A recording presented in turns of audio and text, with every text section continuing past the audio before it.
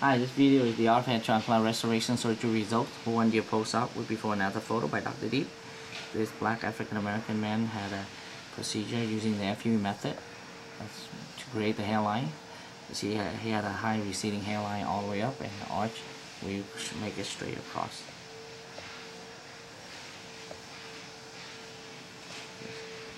Before, after. Before, after. Right hand side, right hand side. Left hand side, left hand side.